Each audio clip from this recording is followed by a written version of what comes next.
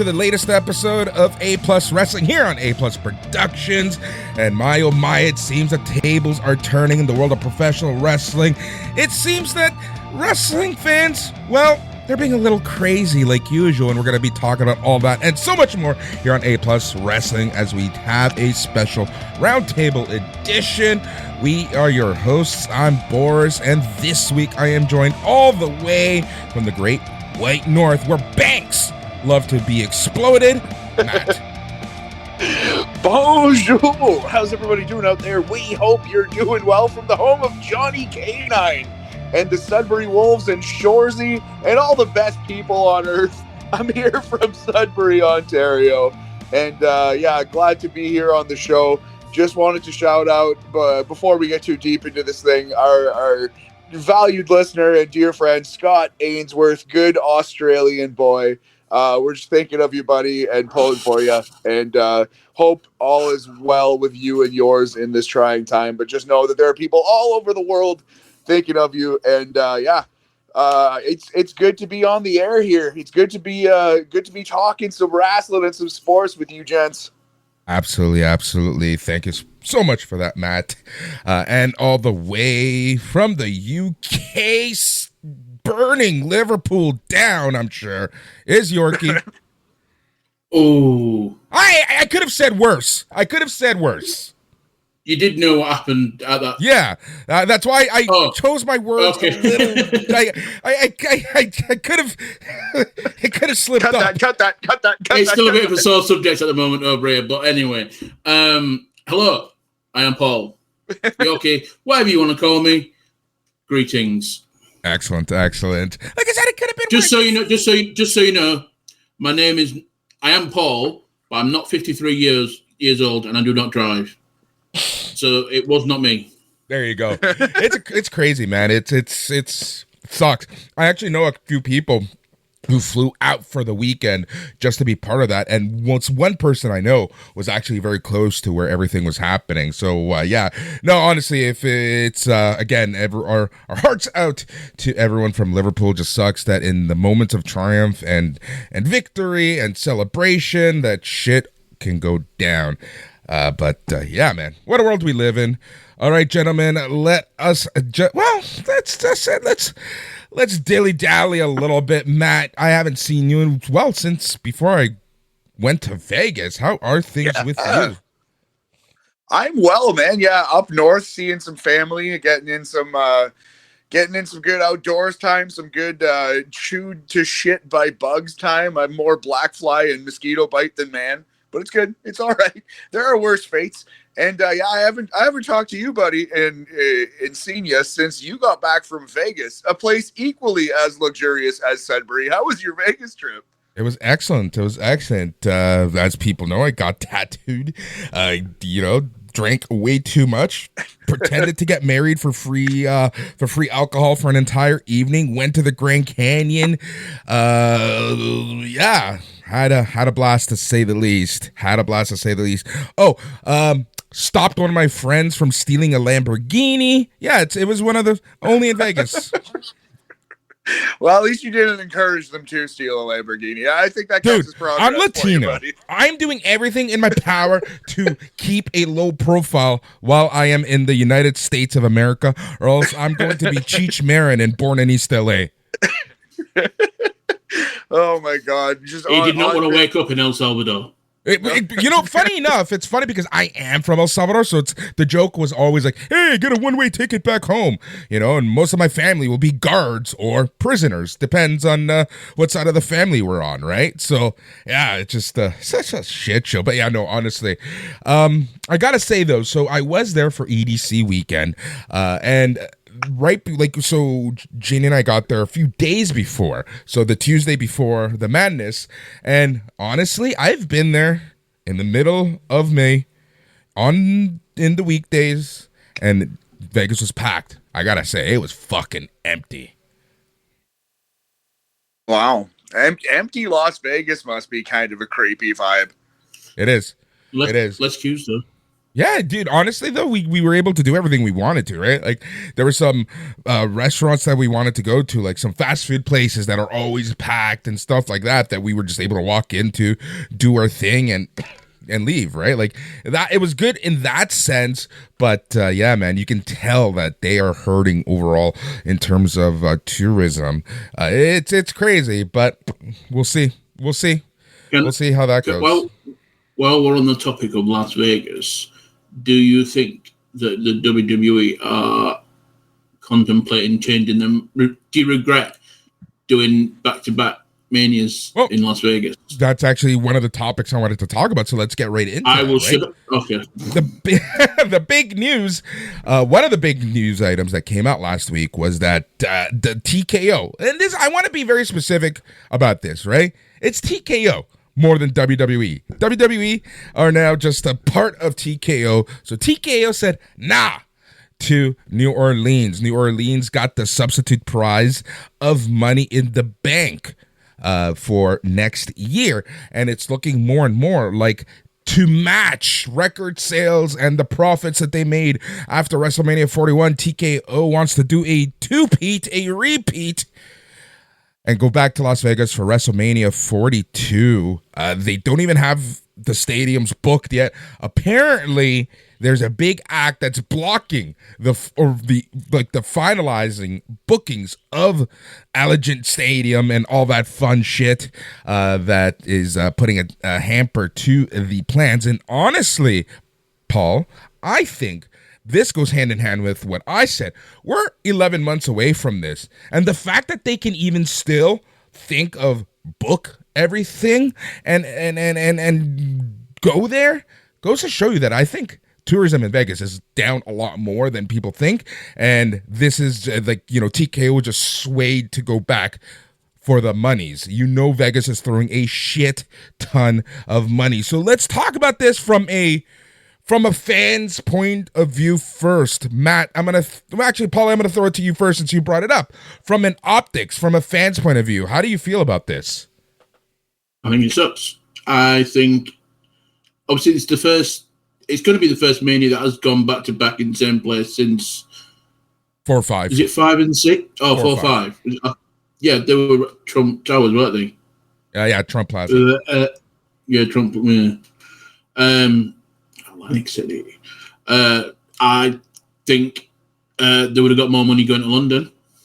I guarantee they would have got, because they could have charged the same price as what they're charging over here. They're forgetting that the rate is pretty much double, so they would have got a hell of a lot more money. They would have definitely had the biggest gate, because I guarantee you more people have gone to Mania, they would have gone to All In, because it's Mania.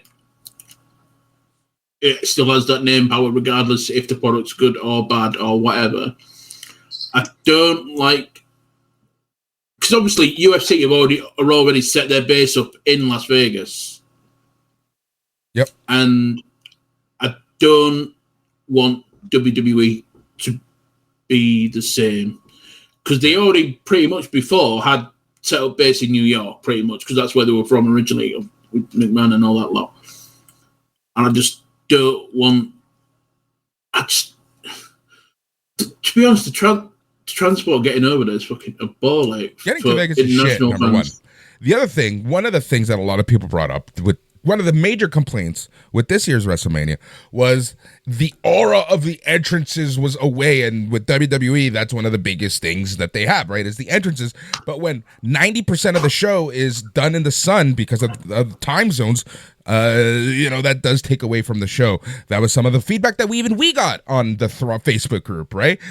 So I personally think that it's a kick in the balls. I think that, again, this is now TKO. This isn't your grandpappy's WWE. This is now corporate America speaking. And, well, corporate America is all about the Benjamins. Matt, what do you think from a fan's perspective? Yeah, I totally agree with Yorkie, and I think that's the general consensus, is like the crowd in Las Vegas was kind of weird, kind of shitty. If we're being honest, last WrestleMania, it's not a good wrestling city. It doesn't have a particular tradition. It seems to be a pure money grab, which I understand, corporate world, as you said, it makes sense. But as a fan, It's not my money. I don't care. You know what I mean? It's just going to be a slightly worse show because of this. And I really do hope we're not getting into a UFC situation where this becomes their new home base, as much as it makes sense for their bottom line. It would really suck in terms of, look how great the crowd was in France when they went there for Backlash. Look how great some of the crowds have been just in like your regular pay-per-views when they've gone to St. Louis recently, or even like LA. They haven't even bought the ingredients for this cake yet, let alone put it in the oven. This cake is far from baked. So we'll see how WrestleMania is. Let's not write off WrestleMania already because it's in a shitty venue. But it is in a shitty venue, Boris, for a fan. That's exactly it, right? Go ahead, Paul. No, I was going to say, I wouldn't say the Legion is a shitty venue. I think it's a very good venue. Las Vegas, I think but it's basically like, I heard one of the reasons was because Nigel, I'll call him Nigel Khan. What his name? What's his name? WWE Khan, Nick Khan. Nick. Wow, fucking hell. Excuse my language. Nick Khan. He lives in Vegas, so it's easy for him to get to. Apparently, that's one of the things.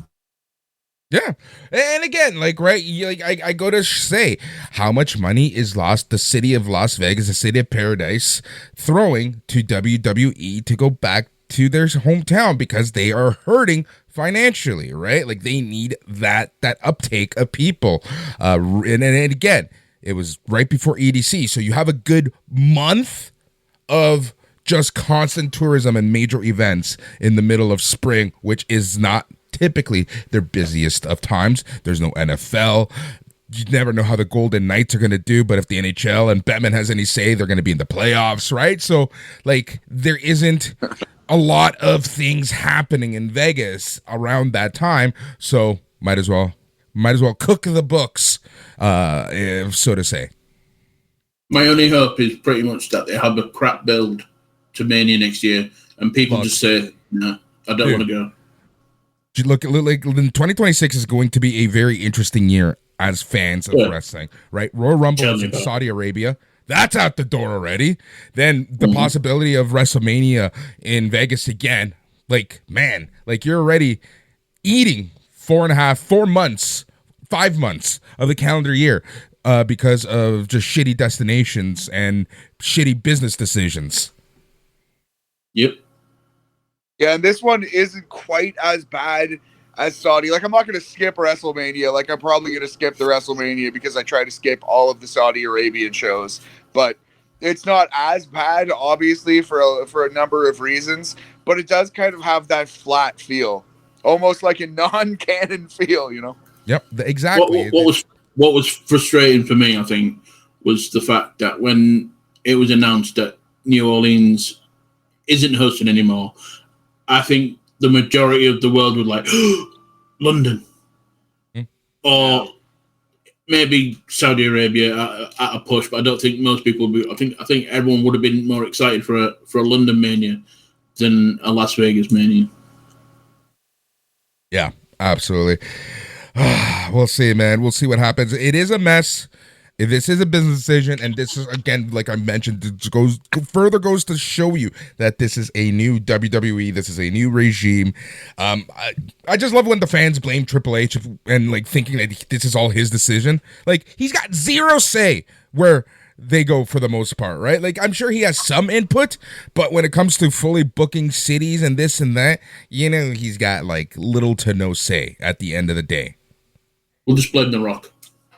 Yeah, he's the scapegoat at this point. He's honestly the scapegoat at this point. And with that said, right, like right now, the sentiments seem to be turning. And right now, AEW is and should continue to capitalize on this. We're coming off of a excellent Double or Nothing show. So before we talk about things, Matt, what did you think of Double or Nothing? I thought it was great. It is currently like the 14th or 15th best show ever on Cage Match, which take with a grain of salt. That doesn't mean that much. It's like using a Rotten Tomatoes rating for a movie. Doesn't necessarily mean it's good, but I do feel like it is worth noting. Fans loved this show for the most part.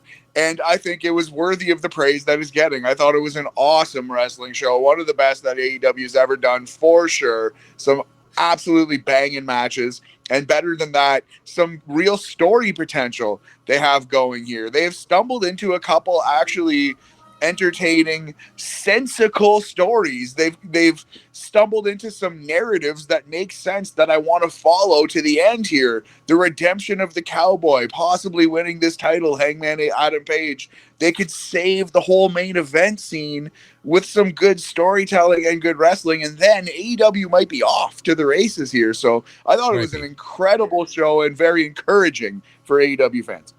Couple things with my issues with Double or Nothing. Number one, I cannot stand those Anarchy in the Arena matches. They're just not for me. They're just not for me. That's all I'm gonna say. The other thing is the shows are too fucking long. If they were to take out what didn't contribute to what you said, Matt, stories, it honestly could have been one of the best pay-per-views fucking in history. But there's still a lot of nonsense around these pay-per-views, and fuck's sake, it's 7 fucking hours. Like, I can't, like, man, I feel like I need to take a Viagra to watch these fucking shows. Word. No, yeah, like with pre-show, it's between 6 and 7 hours. That's ridiculous. That just doesn't need to happen. You're asking way too much of your fans and your wrestlers. Like, the thing that happens when you do these long shows is that a couple matches, like Okada versus Speedball, for example, or like a smaller one, like Tony versus Mina Shirakawa. That was a great match, but like people will be forgotten. The next day, it was already forgotten. Bailey versus Okada, like that to me, that was the match that like I loved, but it's like they could have saved this. Could have saved it or could have spaced it out better. Just too much to digest. If you have a delicious steak for dinner, that's awesome. If you're force-fed 7 steaks in a row, that's torture. There's a big difference. It's a fine line, you know what I mean? And when you're just a casual consumer, like, I watched that show in chunks spread over 4 days. It took me 4 days to watch that show because I tried to treat these matches with like kind of the respect they deserved, for lack of a better term, and try to be like, okay, that's enough. Like, I've had my fill. My eyes are starting to cross. I'm starting to lose sight of how incredible these performances are. I need to take a break. And that's like, AEW just needs to, if they could ever learn the lesson that sometimes less is more, this fucking company is going to be unstoppable. But I don't know if his son of a billionaire, Tony Khan, has that lesson in him. Agreed. And that's the part that really irks me, right? Like, at the end of the day, like, the momentum's on their side, the fans, like, the internet wrestling community makes me laugh. Right now, it's like anything WWE does is shit. The past week has proven that. I hope Tony Khan can just take this momentum, put his ego aside, and do what is right, because they could really get back to, that pandemic era awesomeness of AEW. But let's see what happens. Yorkie, what are you back to watching some AEW? How are you feeling with AEW nowadays? I haven't watched. Yeah. I know. I need to. I've heard good things about Double or Nothing, but it's for me. I don't know why, but ever since that Adam Cole MJF thing, I can't. It really, it did turn a lot of people off. It stuck in my head, and I was like, it's going to take more than good wrestling matches to put me back. You know what I mean? And I think once here that the storylines are progressing better, and they're not turd. Yeah. I mean, I saw a post on our Facebook page today, and I kind of agree with him. I agree with Blaine on something. You can clip that. You can clip that if you want. Clipping it. Sorry, That's going to be my ringtone. Sorry, Blaine. Yeah. I'll be honest. I know of Thekla. Never seen it before. I've heard of it. I've read stuff. Sorry, Melbo. Sorry, Andre. I know. Yeah. I mean, I read the results. I thought, don't get me wrong. She's got a very. She looks. I saw a clip on YouTube. She looks amazing. But it's like Blaine said. If I'm someone who doesn't look up the other companies or anything like that, I wouldn't. Well, why would I care about Thekla? I'm like, so it's just another woman. But the commentators just said a little bit. Oh, he beat up a boss and got fired. So what has that got to do with me being interested in that wrestler? Yeah, bring back a vignette. Do you know what I was thinking about? I was thinking about when was the last good vignette? Do you know of an introducing a wrestler to a company was? Do you know what the only thing I can come up with? Razor Ramon. Mr. Perfect. Those were the days. Even like, go on. I was gonna say that's like S tier, like 100 out of 100 vignette. I think we've had a couple good ones since. Sean O'Hare comes to mind. Oh, those green ones. You know what's funny? We talked about him a few weeks ago, and I literally this is the algorithm. Like someone wrote an article about how that was such a missed opportunity for a superstar. Someone's listening to our podcast, Boris. But no, it definitely was. Muhammad Hassan's vignettes were super interesting, and that character started off well until it became a racist cartoon. Someone's been watching Dark Side of the Ring. No, I actually haven't seen that episode yet, but he's back on my algorithm because of that. That's a really good call. We'll have to think back. I guess recently Penta got some kind of cool graphics. I was just about to say Triple H when he was Hunter Hearst Helmsley. When he sat in the chair and he's like, "I'm ready to speak." No, you go. I'll speak when I'm ready. Even that, they were really good. Every debuting wrestler should at least attempt it. We've in AEW, one thing that comes to mind where they sort of tried this was when Bandito returned recently, and he was beating up people in an Old West setting, looking like Red Dead Redemption 2. That was an attempt.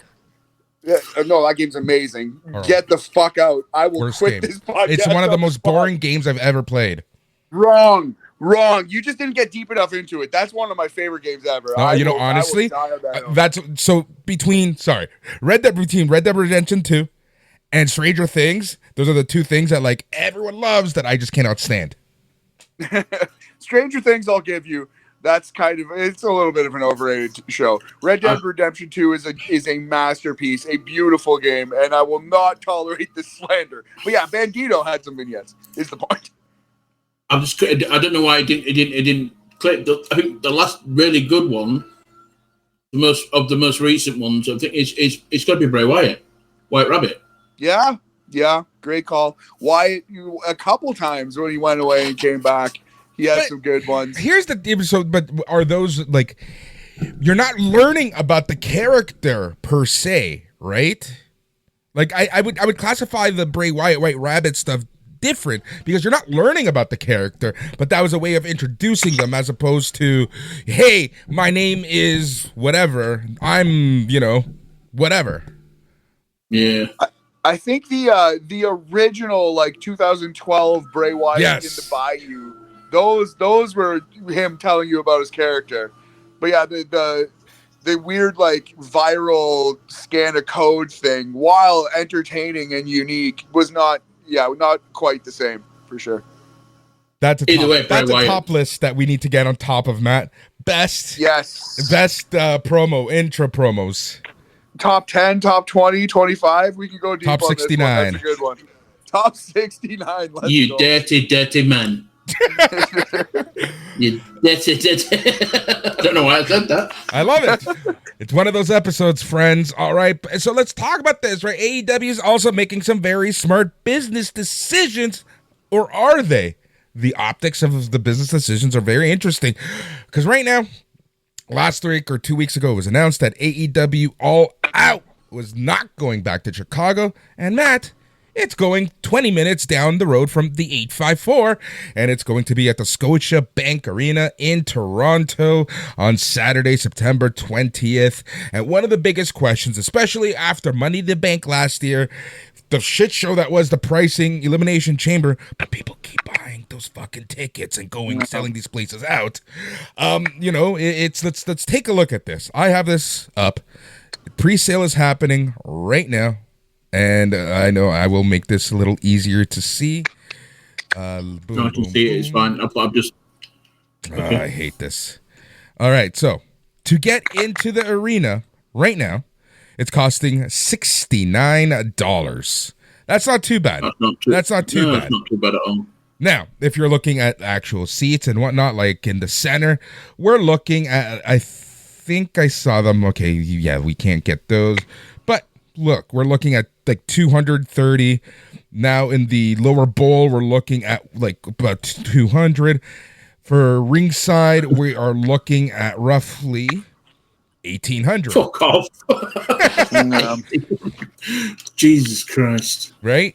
Like, yes, Hold on. better price than WWE, but not much better, because let's be honest, anytime AEW has come up to Canada and Toronto specifically, tickets haven't been that cheap to begin with. Remember that first Dynamite?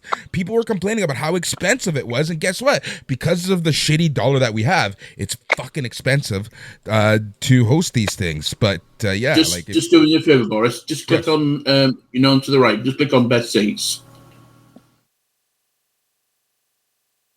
Yeah, 1,800. It's just at 70. Yeah. Right. Remember, this is all pre-sale. Also, the pre-sale lasts for the next couple days. Oh, yeah, I wish it would be. Go on, Matt. I wish it would be a little cheaper, but like you said, I think a big part of it too is the Canadian dollar and the economy. AEW needs to make some money when they come here. They need it to be at least comparable to a big American pay-per-view. So I think, Canadian fans just kind of have to eat shit on this one. Like, I do agree in that those prices will probably keep me out of the building, because as much as I do love wrestling and love AEW and want to support it, I don't know if I want to support it to the tune of $250 nosebleeds. You know what I mean? Like, if we can get a comp here at A+, or if we can get like a cheap ticket on the resale market down the road, maybe I'll go last minute. But no, I'll probably be watching that one at home because of those prices. But at the same time, it doesn't bug me as much as fucking like the prices for Elimination Chamber at Skydome actually offended me. These are just like, that's lame. It's expensive. Also, no, this entire upper section has not even been opened up yet.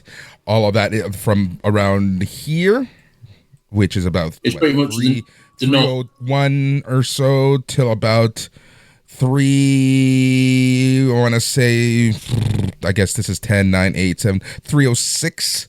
All of that is hasn't even been opened just yet. So, I think you should take a screenshot of those prices and then compare it to when regular sale goes on. Because I already have. Okay, fair enough. Yeah, I already have. You see, I know I set stuff up. There's a method to my madness always. Sometimes. Yeah, sometimes I just get fucking lucky with shit. But this time, like, again, I just want to track this stuff, right? Like, this is interesting. And again, like Matt, like both of us said, I think what's really hurting the pricing is the Canadian dollar. The Canadian dollar is doing pretty shit against the American. And let's be honest, renting out the Scotiabank Arena, it's right before prime time, but it's still Scotiabank Arena, downtown Toronto. It's not a cheap venue to rent, regardless of time. Absolutely, they're not going to the Rico for friggin' Collision. It's a pay-per-view in the ACC, the Scotiabank, so it's going to be expensive. And it's not Leaf regular season like that. That's right. It's right before the regular season, so yes. They probably got like a small little discount there. Yeah, good on them. That makes sense on their part. I'm sure it'll be a great show. You know, the Toronto wrestling fans are rabid, and they like some good wrestling. I'm sure there's going to be some crazy shit going on at AEW All Out. Oh, FTR versus Edge and Christian, I guarantee will be on the card. That's a for sure. How do you turn Christian? I guess they have all summer to do it, but how do you turn Christian, the most dastardly cocksucker of a heel there's ever been, into a baby face? Have FTR beat the shit out of him, like just demolish him. Yeah. Is Christian's dad still around? That's just interesting. Putting it out there. Edge is not. Yeah. We know that one, right? Like, let's just. Yeah, that was a big part of his book and everything. Yes, yeah. No dad in the picture for young Adam Copeland. Yep. something that I mentioned earlier I want to touch on again, and that is the perception of the fans when it comes to who is doing good and what company can do no good. And right now, WWE seems to be kind of in the internet wrestling community shit books, which, yeah, the booking hasn't been great. Matt, you didn't even really want to watch the last couple of shows. You're barely watching. You watch here and there, but that's kind of how you're watching wrestling nowadays, right? But one of the biggest things here is the Jey Uso conundrum. Here in A Plus Wrestling, you can listen back to our shows. We predicted Jey Uso somehow getting into one of the main events for WrestleMania and winning the world title. So, hey, kudos to us. Let's Barry Horowitz ourselves there. But a lot of people are trying to say how shit business is going for WWE and putting the simple blame on Jey Uso. So I wanted to play this clip from a podcast that Paul Heyman was on. Here's information that I, your wise man, am privy to. Quarter-hour ratings, Jey Uso goes through the roof. Minute-by-minute ratings, Jey Uso goes through the roof. T-shirt sales, Jey Uso, either number 1 or number 2, consistently since even before the Royal Rumble. With very few dates that can be pointed as exceptions to define the rules. Ticket sales, Jey Uso, the number 1, 2, or 3 ticket mover, depending on the market, in all of WWE on a global basis, and not out of the top 3 at any time since the Royal Rumble. Wow. So when people say, well, Jey Uso's been kind of a letdown. Well, this whole thing with Jey Uso's been kind of a letdown. It's not what we originally thought it was. The reaction to Jey Uso winning the Royal Rumble was so overwhelming. And, then it's kind of like, simmered down. Really? By what metric? He's driving numbers. He's moving revenue. He's a commerce facilitator. He's selling tickets. He is bringing in revenue to a company that is that's publicly traded. Where has he not scored? So those who say he has not scored, or has been disappointing, or is less than he was at the Royal Rumble, do not know what the they're talking about. That was from Shaq Wrestling. Thank you for Shaq Wrestling. Matt, thoughts on that? I like the spiciness from Paul Heyman. Well, he's right. You know what I mean? And I like Jey Uso. I am a Jey Uso fan. So I'm not stating my opinion when I state the argument to what Paul Heyman just said. But the argument is where he's not hitting is artistically. People who don't like him think he's a bad wrestler. They think he's doing a bad job. And it's like McDonald's or Walmart. Just because you're the most successful, most popular, doesn't mean you're fucking making a good hamburger. Now, that's not my opinion. I do like Jey Uso. That is far from the reason why I'm watching less WWE than usual. I kind of think Jey Uso's getting a little bit of a raw deal, and now I'm cheering for him in an underdog sort of way. Clearly, the fans love him. He's the one making entrances with rappers and doing all this. I guess The Rock's doing that now, too. But Jey Uso started it, damn it. And, you watch any Jey Uso entrance, he's clearly still super over with the fans. And I kind of like what Paul Heyman said there. I kind of like how he just told the fans to fuck off and backed it up with some numbers.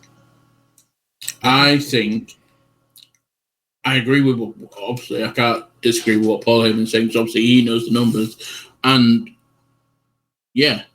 But it's creative that are failing him, in my opinion. Jey is doing everything that he is supposed to be doing right. You can't fault him whatsoever. He's been told, you're going to do this. He's doing that, and he's getting the right response from the crowd. It's just, he's basically turning chicken shit into chicken salad. Yeah, absolutely. What he needs is chicken salad to begin with. To turn that into chicken supreme. And I don't know if that's the right analogy, but I love it. We're going with it. Chicken supreme. Do you know what they call chicken supreme in France? Chicken supreme. There we go. With the French accent. I think the match at Money in the Bank with Cody Rhodes, Logan Paul, and John Cena is really going to help Jey Uso and the perception of Jey Uso to the fans. Because right now the perception has always been, oh, he's only World Heavyweight Champ. That Heavyweight Champion's second tier, right? But guess what? He's going to be in the top tier match with the likes of Cody Rhodes, Logan Paul, and John Cena. He's got to get past Gunther. After after Money in the Bank, I know, but I'm saying he's got to get past Gunther. He has to. I know, that's what I mean. Yeah. Yeah. Excuse me. If you were to book Jey Uso's road to SummerSlam, Matt, who would you have him face?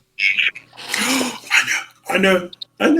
Sorry. I'll let Yorkie go. Yorkie's excited. No. I'll hop on next. I'm going to go with what I said the other week. It needs to happen. I need to see heel Sami Zayn against Jey Uso. I need to see that match. I want to see Sami Zayn cost Cody and Jey Uso the match at Money in the Bank, and it leads to Sami against Jey. Oh, he costs... I don't know.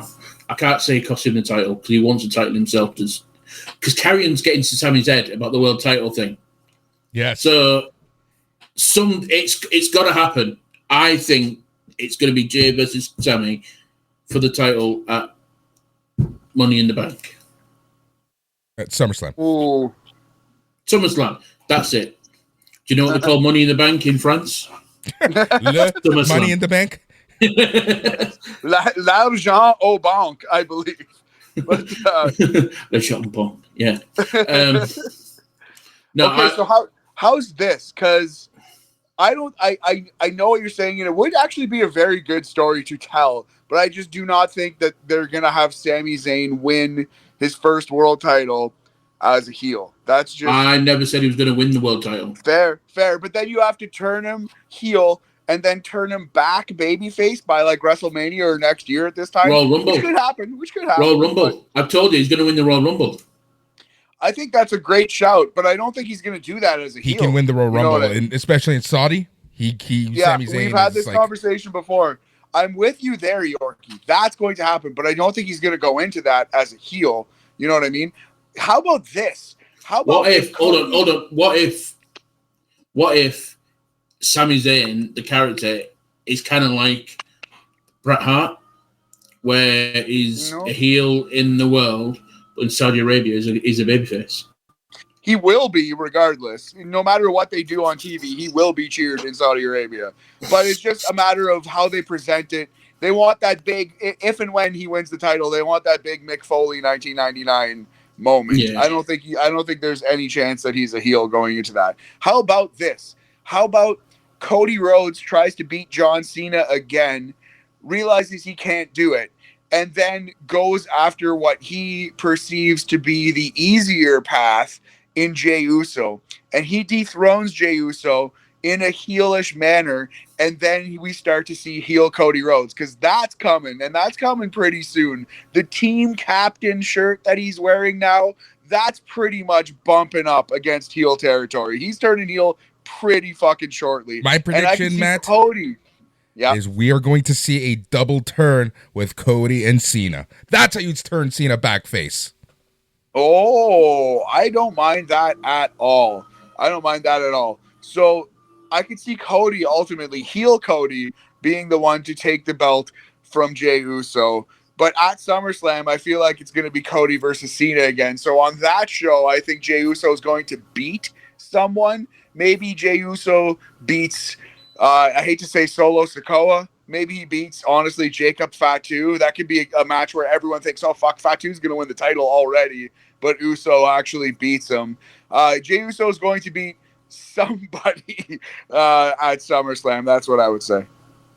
If indeed Cody does take the title of Jey Uso, I'm going to have Gunther take the title of Cena.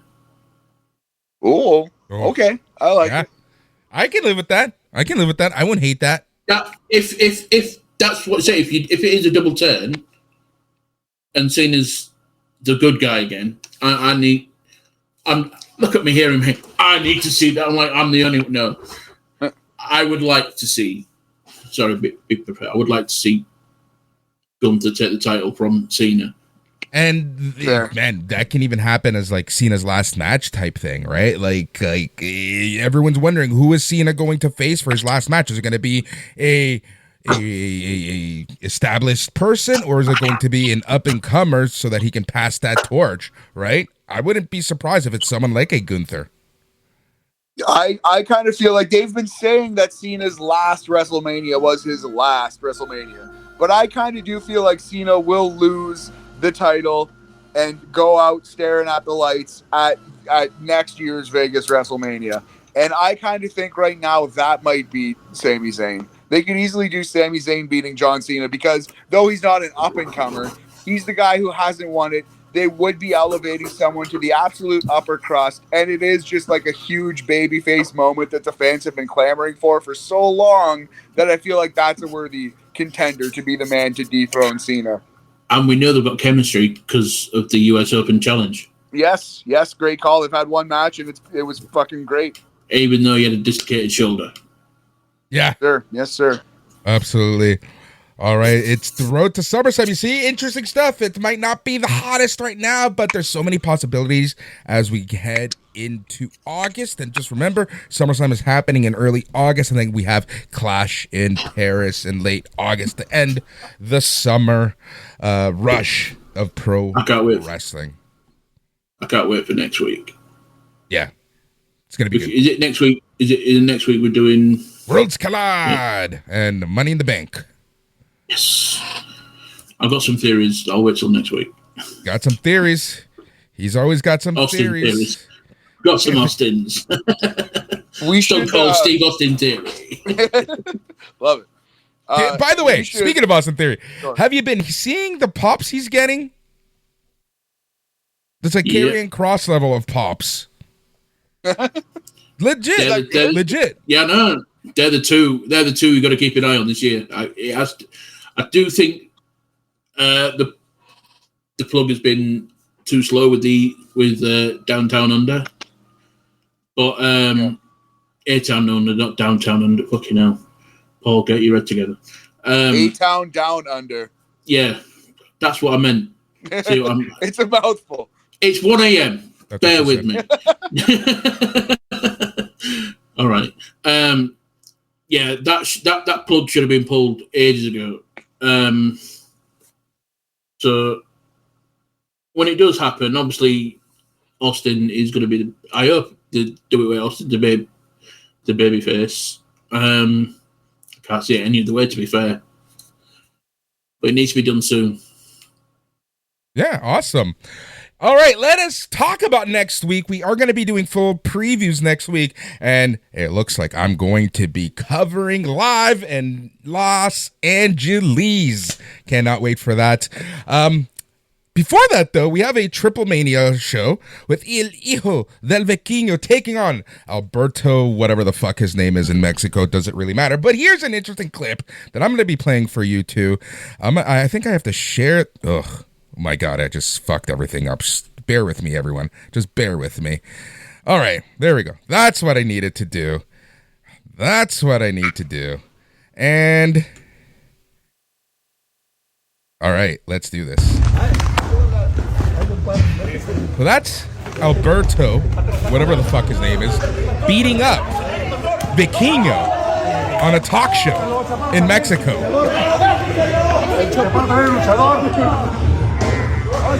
Look at that motherfucker. Fuck you, Alberto. Look at that shot.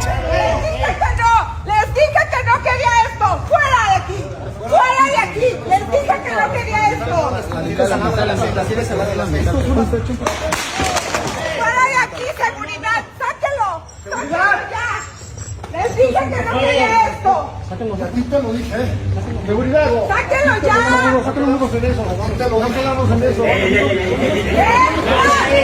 So there you go. They're really doing a good job of setting up that match for this weekend.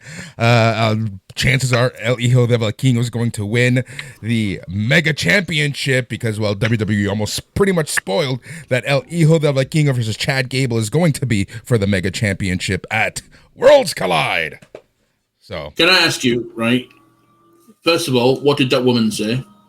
I told you guys, so I was sorry. Yes, I tried to. Yeah, she was saying, I told you guys before. None of this stuff. Get out of here. Security, get them out. That's what she was saying. Right, okay. Fair enough. Right. I figured that's what it was. I just My translation things are up to par at the moment. No, the amount of uproar I've seen about that spoiler, I've got my air quotes going, the spoiler picture for Worlds Collide has made me laugh so much. I'm like, how did you not know that was going to be happening? As soon as AAA was taking over, everyone was like, oh no, what about El Patron? What about El Patron? He's in there. Them and WWE don't get on. Is he going to be there still? Everyone's like, no. So they're not going to. You knew he weren't going to be staying on as mega champion. Not on WWE TV. So why is everyone shocked that it's come out that he's not going to be a mega champion on a WWE show? I know what you mean. Like, it is a silly, unforced error for WWE to make, but at the same time, it's like, well, did they really spoil anything? If you have half a fucking brain in your head, you saw that coming already. So yeah, no, it's very clear. That was a fun little angle you just played there. If anyone hasn't seen that, you should go check out. I imagine that was Mommy Del Vikingo yelling that stuff at Alberto. That was actually the executive producer of the TV show that was there. But yeah, that was Papi Del Vikingo, the huge fat Mexican there. Very good. Yeah, that's. But did you see that fucking kick that Alberto gave him? He booted that old man real hard. He really did kick Vikingo real good in the back. Yeah, I'm not a huge Alberto Del Rio guy anymore. There was a time where I was, but boy, it sure seems like he's a fucking terrible, horrible, violent, disgusting criminal. So kind of fuck Del Rio, and let's get the belt on old Vikingo Jr. and never talk about Alberto again. All right, Worlds Collide, real quick, gents. This is the card so far as it stands today for Worlds Collide. I will always say it like that because of those original AAA WCW promos. All right. The Boris is going to need a smoke after the match. Match is Stephanie Vaquer and Lola Vice versus Chic Tormenta and Dalis. If you guys haven't seen the other two, Google them, get back to me, and we'll circle around. Google them or just scroll through Boris's browser history. A little bit of A, a little bit of B. No, but that's going to be a great match. I've always thought Lola Vice was underutilized, very talented, great spot for her. Stephanie Vaquer seems like it might be her swan song. It is in NXT. We're going to talk about that in a second too. So yeah, put a pin in that one. But that's a very exciting match. We have Legado del Fantasma, Santos Escobar, Angel, and Berto versus El Hijo del Dr. Wagner Jr., Psycho Clown, and Pagano. The fucking Psycho Circus on WWE TV. Yorkie, I remember you said, please God, don't unleash the Psycho Circus on TV. And we laughed. We said, oh, there's no chance. And within a month, here they are. They showed up. Egg on our face. Love it. Also, we have, obviously, Chad Gable versus El Hijo del Vikingo.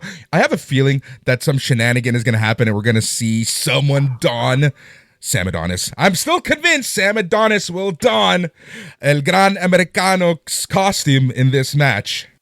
That does seem to be the logical next step for this character, is to do the Coco Beware as black blue blazer gimmick, where it's clearly not the real guy, it's the fake masked guy. I think it's time for bogus Grande.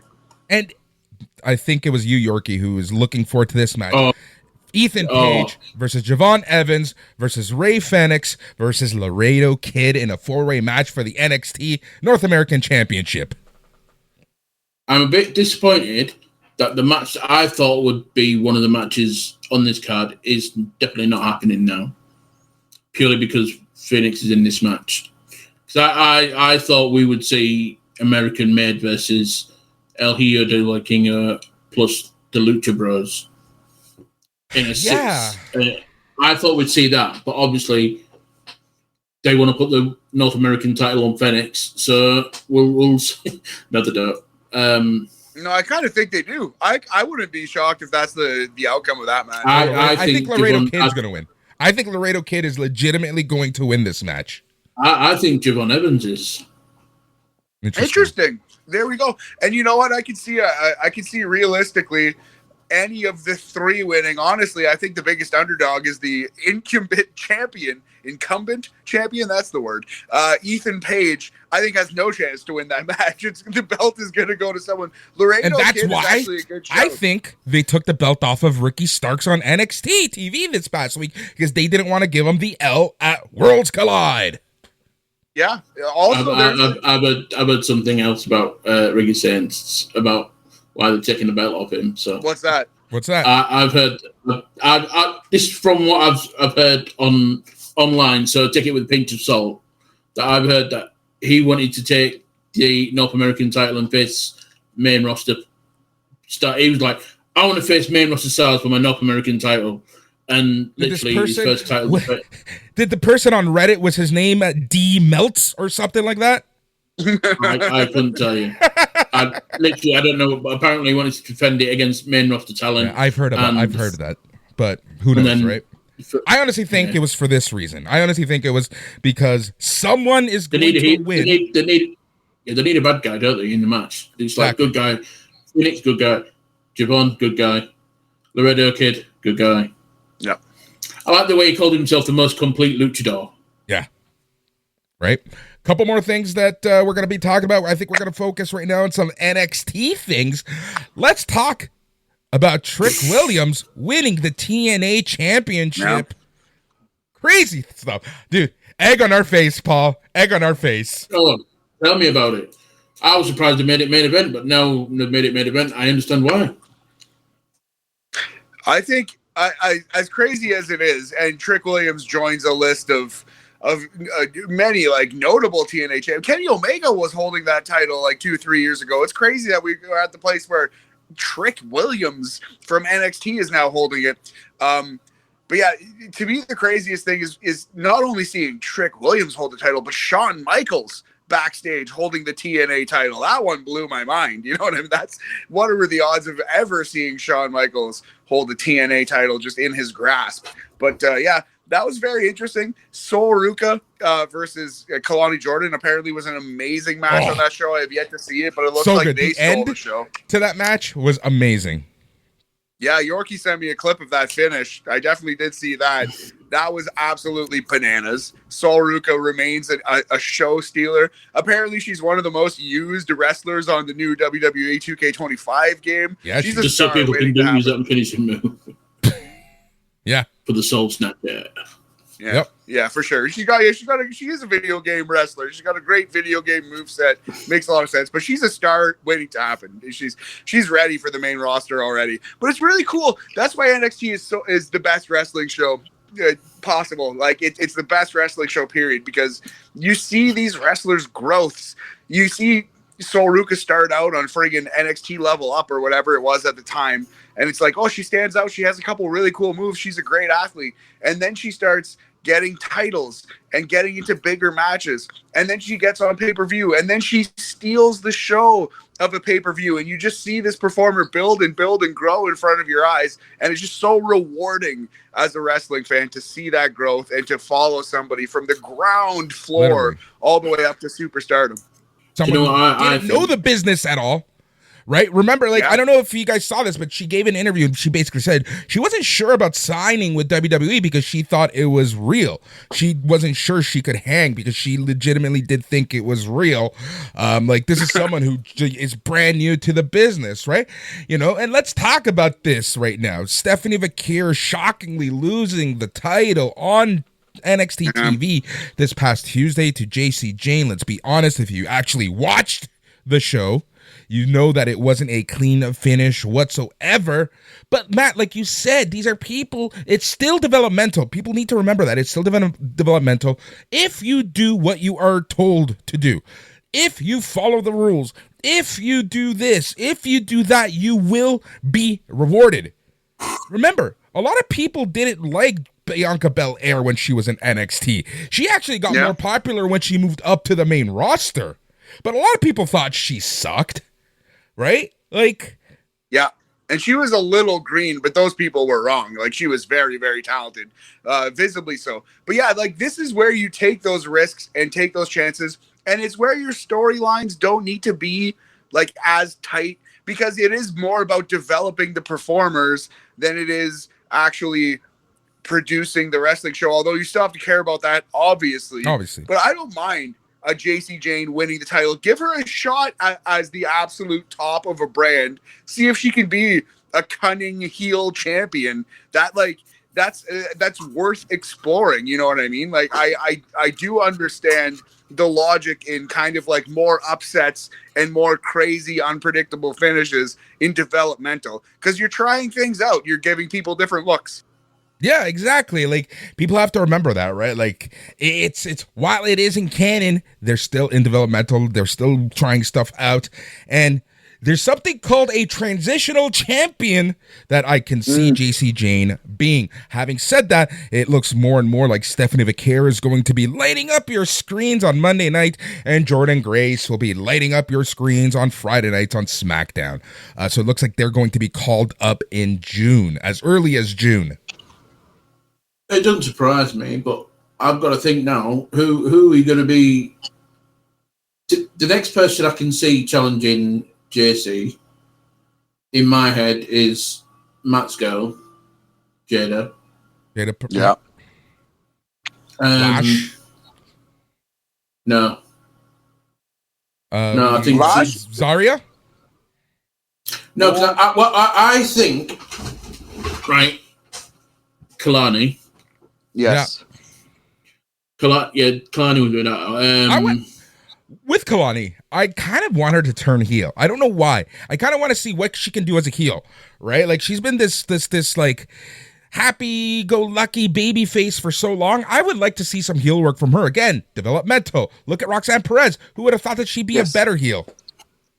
The only issue I think, don't get me wrong, is if you turn Kalani heel now, and there's rumors of Zarya because I think the rumors are that it's going to be Zarya versus Sol for the next show. That if that does happen, that leaves Sol and Jada as your baby faces. And Lola Vice is there still. Lola Vice is still there. Oh yeah, Lola. Sorry, I forgot about Lola. I do apologize. You have what's her face from the family. Ren Sinclair, she's had a bit of a run. Oh, true.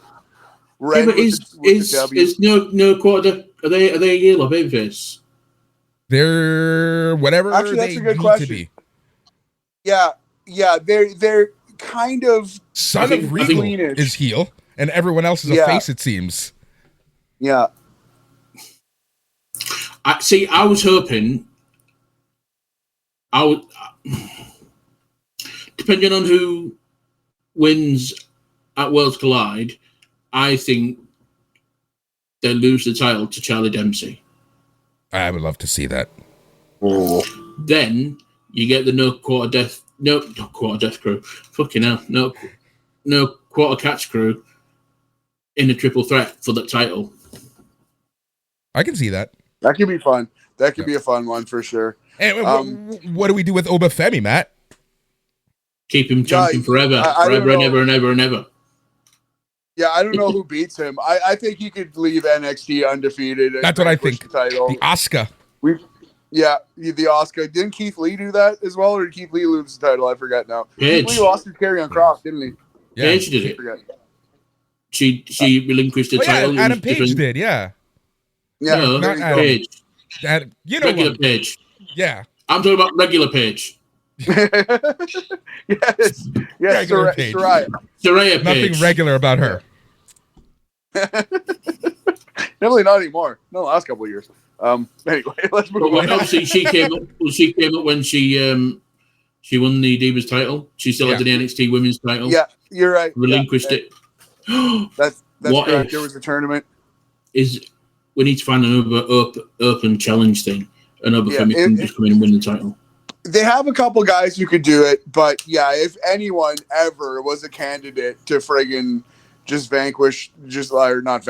relinquish their title and move on, it was Obafemi. But Obafemi has lost. He's not undefeated. He's not full gold. Tony D'Angelo beat him of all people. Yeah. Hey, Due to shenanigans. Stuck it behind him, gave him the old bada bing back in the head. Sprayed his fucking brains all over his nice Ivy League suit, Boris. He was never a varsity athlete. He was never made to be a varsity athlete. Oh, I love it. I love it. Yeah, here, you know what I would love to see, and I don't know why I think this match would slap, as the kids say. Obafemi versus Dominic Mysterio for the IC title. Oh my goodness. That's such a great call of the guy to take the belt off Dominic Mysterio. Ultimate Warrior, honky tonk, man. That shit. Do it. Right? That's Finn a Balor. great call. Finn, it could be down to Finn. Finn could say to Dominic, I've got you a match. Who Exactly. against? Yeah. I don't know. It's an open challenge. Yeah, some rookie, some schmelt from NXT. Would love to see Oh, that. speaking of which, did you see Finn Balor's face when Liv Morgan returned? That was cool. the cheesiest shit-eating grin I have ever seen in my life. That was so funny. I loved I'm it. liking what Finn Balor's been doing as Dominic is slowly taking over Judgment Day. Are we done talking NXT? Because I had a Dominic go ahead. thing I wanted to throw at you guys. So Dominic Mysterio breaks off from Judgment Day, and along with Roxanne Perez, joins the Seth Rollins, Jonah, Braun Breaker, Paul Heyman crew. What do you think? I would love to see that. I think that they need someone like a Dominic, like just one of those shitty fucking heels.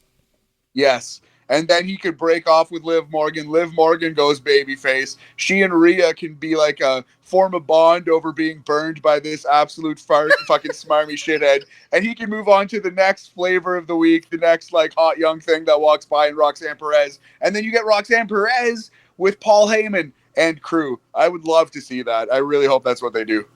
Yeah. That's not a bad shout at all.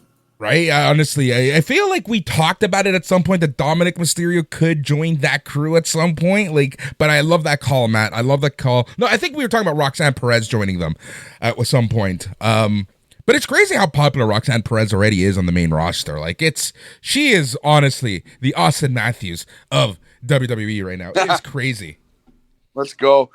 She's a wrestling fan's wrestler, man. If you love wrestling, you can see that she loves wrestling, and she gets it. She's a really great fundamental worker. Always dots the I's, crosses the T's. Everything she does makes sense. She's always in character in her matches and in the presentation of the show. She's just really great. If you like wrestling and understand kind of what makes it work, your eye instantly goes to her because she's so fundamentally sound. Can I just say something in regards to what you mentioned earlier on about WWE's being shit at the moment? Yes. Well, look at us talking about it and it's... Hold on. I think the women's division of all three brands is on fire. Yeah. You can't fault that. Even I'll go so far to admit I think even the women's division in AEW is starting to get better as well. I think I think women's wrestling as a whole in professional wrestling right now is hotter than it's ever been. I mean, look at a performer like Deonna Purrazzo, who has no room in AEW anymore. There's no room for her because the roster is so stacked that she's really fucking talented, but she can't find a bite to eat in that company anymore. I do agree with you. Women's wrestling across the board is in a really good spot right now. And it's not like WWE is shit. I just think it's definitely cooled down. It's definitely cooled down, inarguably so. And honestly, we talked about this last week, Paul. I'm almost convinced at this point that Evolution 2 is going to be pay-per-view of the year for WWE. I hope it is. The only thing the only one woman that I feel really sorry for at the moment is Athena. Yeah. Well, another she's one keeping the entire brand afloat. Yeah, that's true. Well, she should be on AEW TV. The redheaded stepchild forgotten brand, though, is the one that she's tasked with keeping afloat, and she's doing yeoman's work. She's doing everything she can. The other thing is she can come up to the main roster, let's be honest, she can come up to the main roster of AEW and lose to Mercedes Moné. So I would rather see her dominate ROH while she can and let Mercedes Moné get that loss against Toni Storm. I guess, and it's interesting to think like what's I don't better. think that's going to happen. Oh, I don't either. Yeah, I wish that she was just treated as the threat that she is on ROH on Dynamite or Collision. Agreed. Yeah. Agreed. All right, gentlemen, we have talked inside, out, above, around everything that is wrestling. Any final things you guys want to bring up before we go, Paul? Yeah, I do. What frustrates me at the moment in WWE, there is one thing that infuriates me, right? How deep the tag division is on SmackDown, including the return of the White Six. So, yeah, that's another tag team.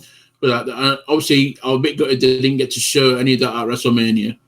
And yet, on Raw, you've got the New Day, you've got American Made, you've got the Viking Raiders, the War Raiders. They've got another tag team there that they brought back a couple of weeks ago, and then they're nowhere to be seen again. Pete Dunne and Tyler Bate. Yep. Yeah. I don't know what's up with. I don't get. You bring him back because obviously Tyler Bate's not injured anymore. He's fine. He comes back for 1 week, and next thing you know, they'll be missing again for it. I'm like, why? I don't get it. Agreed. Yeah, the Raw and SmackDown are just so weighted weirdly. Like what I like about Raw, I don't like about SmackDown, and vice versa. Like it's just so weird. Like if they were one show, it would be like the perfect wrestling show. Except if it was one show, half the roster would be cut. Oh, that too. True. Matt, anything you want to bring up? No, I think we nailed it. I love Double or Nothing. I thought it was pretty much across the board great. Mark Briscoe versus Ricochet is going to be a match that people completely forget, but was one of my favorite matches of the year for sure. My point. Absolutely fucking incredible. I in the next day or two, I'm going to watch Battleground, which I haven't seen yet, but I need to see that Sol Ruka match because that stole the show and was probably her best one-on-one match of her career to date. That's very exciting. Wrestling's in a fucking good place, man. Wrestling fans, you don't need to doom and gloom. Just enjoy this shit. You'll have so much more fun. And you can doom and gloom and enjoy, do whatever the heck you need to do over on the Facebook group and join the conversation by going to facebook.com and searching for A+ Wrestling. That's where we like to have feedback. That's where we have everything. All right, it is time for us to call it a week. Next week, we will be back and we will be previewing Worlds Collide and Money in the Bank. And sports talk. We got to talk some finals. We're going to have finals. Sports right now. OKC, what are we going to talk? Florida. What's his name? Anthony Edwards sucks. Woo. Pacers and Knicks. Woo, great. Fuck it. Yeah, we did it. We talked sports. More sports chat. Just like that next week. Monaco Grand Prix. It was the Monaco Grand Prix last week. Woo, great times. No, but yeah. Chelsea won the Europa Conference League. Woo! Yeah. Oh, love it. Matt, you started watching Hacks. There we go. Yeah, got entertainment in. Only 2 episodes in, but it's great. I definitely highly recommend that. And I can't wait to binge the rest of it directly to my brain stuff. Awesome. Again, thank you so much to everyone for being part of the conversation. You can go to facebook.com and search for A+ Wrestling, or you can even go to apluswrestling.com and look for all of the information on the entire network. Or you can go to where you listen to podcasts, hit that subscribe, and leave a review. It really does help all things here. And again, huge things coming for A+ Wrestling.